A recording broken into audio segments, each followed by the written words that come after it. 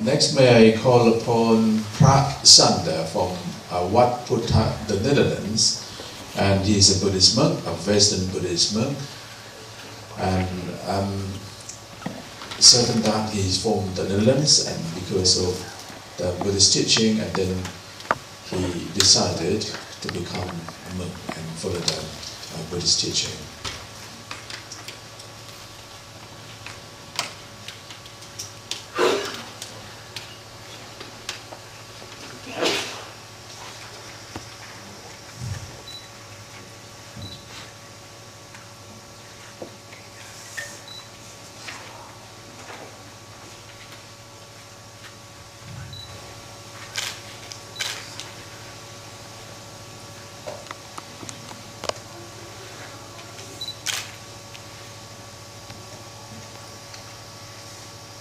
May I pay my respects to the Most Venerable from Purmerend and to all the other venerables that are more senior than me and more experienced.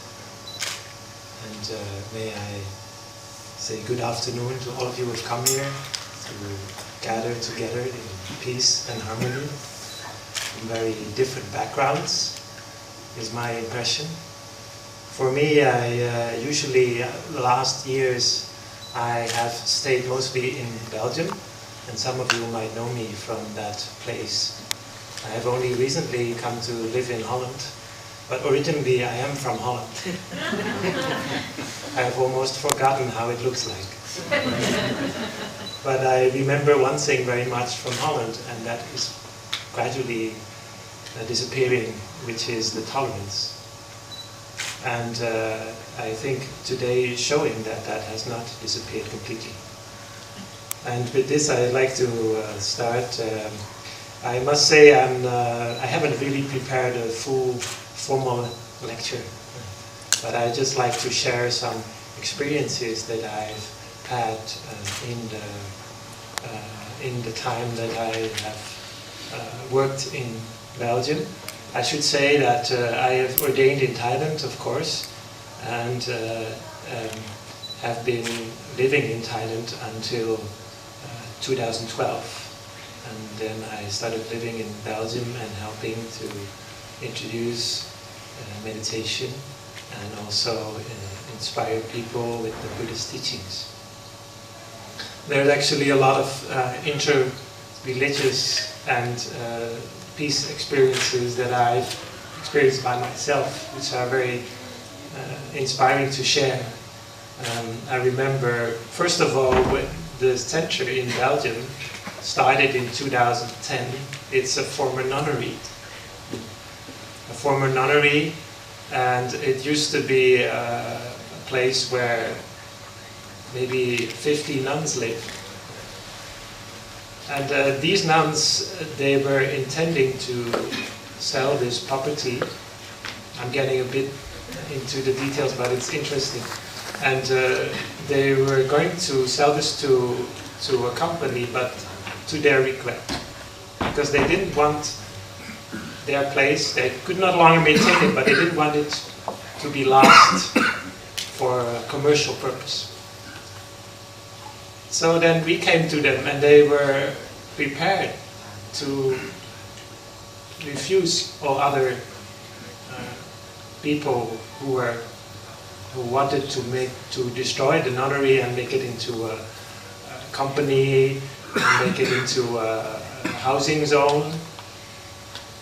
And then she said, "I would like to have you." This was the main nun, the one who led the nunnery. She said, "I'm very happy that you can continue this, so I'd like you to continue here." She said that to a senior monk who started it over there.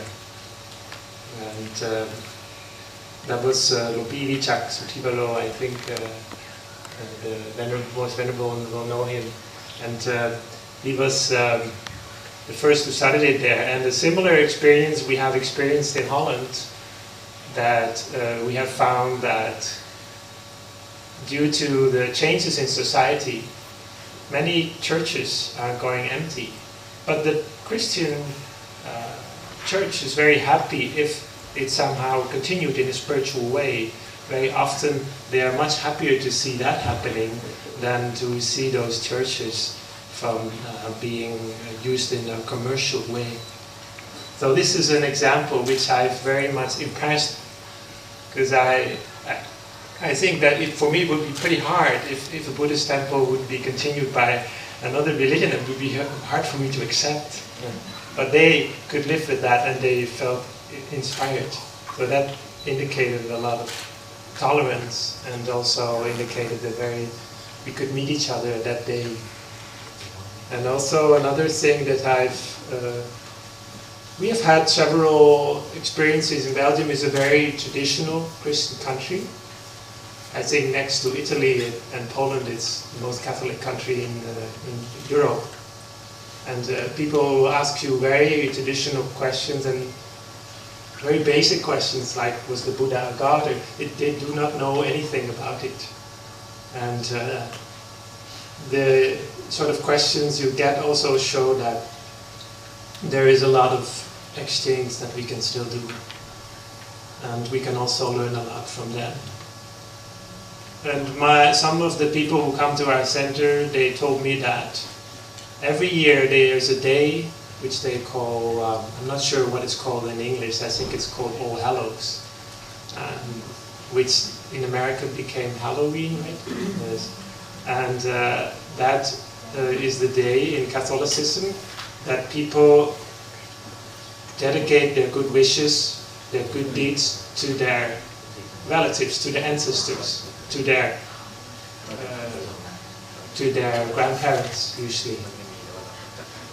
And this was a custom for many people, but I found that some people, they wanted to do this in a way that was integrated with Buddhist wisdom in our center. So we created a Buddhist form for that.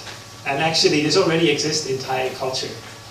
We call it Pupapetapli, or the dedication of merits to your ancestors.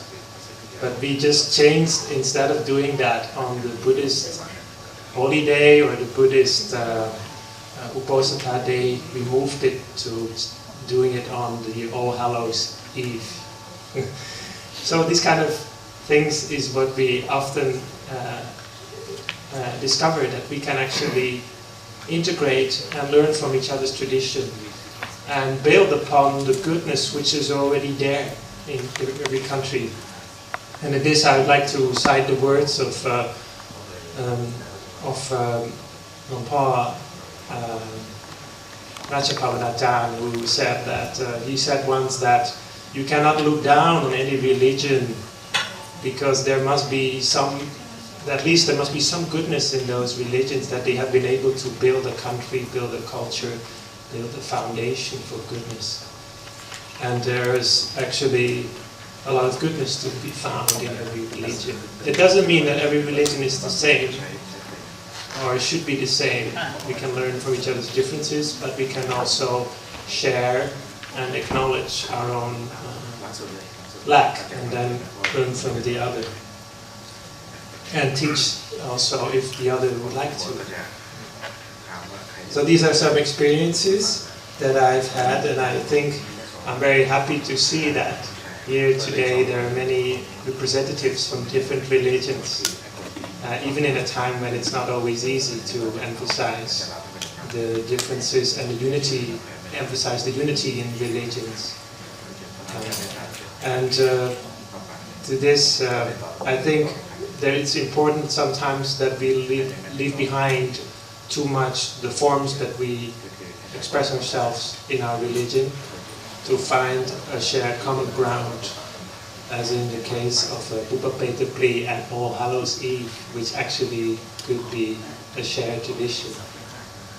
Even though in Christianity there is not the same concept about merit or punya, or the good deeds that we do in Thai language. This is called bun, kuson.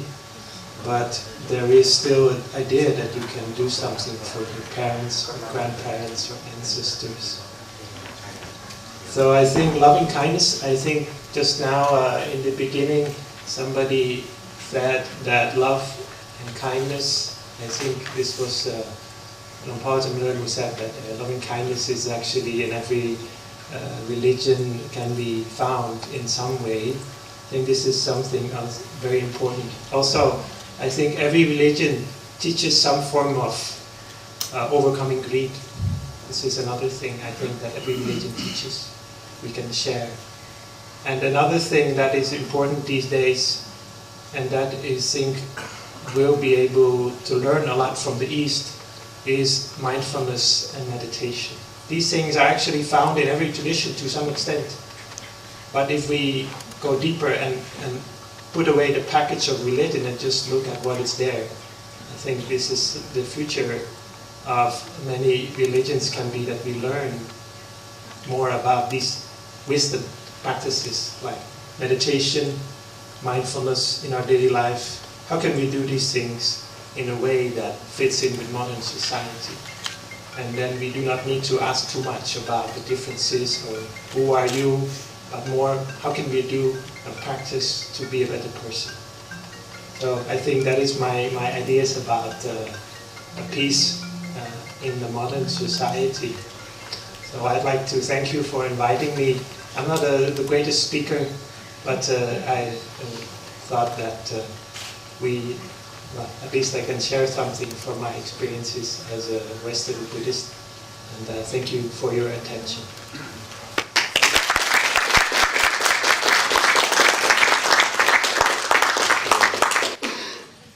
Thank you, Phra. Someone from Wat Put, the Netherlands. And you mentioned about the four sublime body, metta, loving kindness, karuna,